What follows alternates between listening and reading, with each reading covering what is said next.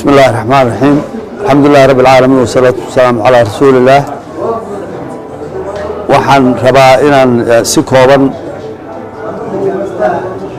kooban dadweynaha ula socodsiiyo halka kan waxaan ku joognaa hoteelka Leeyahay Kambinski ee magaalada Nairobi ku yaala. waxa halka kan marayay wafdi ballaaran oo hogaaminaya madaxweynaha Jamhuuriyadda Soomaaliland.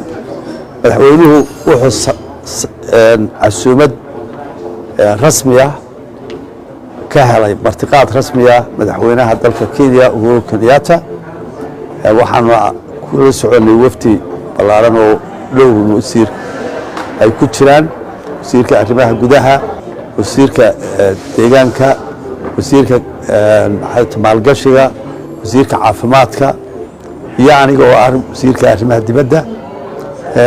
si ballaaran ayaan halkaan loogu soo dhaweeyay. dawladda Kenya aad u diyaar garowday halkaa si ballaaran oo diyaar u tahay u soo dhaweysay baan kula kulannay. waxaan nargeeyay hoteelka Kambinski. dawladda Kenya iyo dawladda Jamhuuriyadda Soomaaliland waxay wada yeelan doonaan wada hadallo fara badan iyo iskaashi arrimo badan oo iskaashi inay ka wada hadlaan. berrito ayay labada madaxweyne ballansan yihiin. dabeedna halkaa waxaa ka bilaabmi doona wada hadallo ay wada yeelan doonaan dhinacyada kala duwan, wasaaradaha iyo madaxda dawladda arrimaha badan ee labada dal inay iska kaashadaan u qorshaysan. wafdigu maanta galabta nasasha ayaa loogu talagalay. berritana labada madaxweyne ayaa is-arki yeelanaya. halkaasayna ka bilaabmaysaa wada hadalladii iyo in la iska brief gareeyo wixii hadba qorshayaalay jira.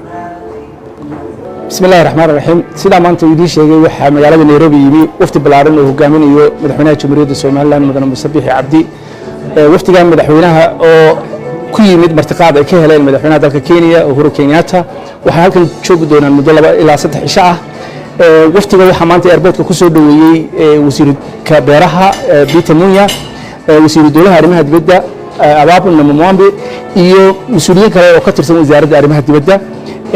muddadan uu wafdigu joogo waxa uu kulamo la qaadan doonaa mas'uuliyiinta ugu sarreeyay dalka, madaxda kale ee caalamka iyagoo halkan saldhigoodu yahay. insha Allah waxaan rajayn doonaa wixii warbixinaad dambana inaan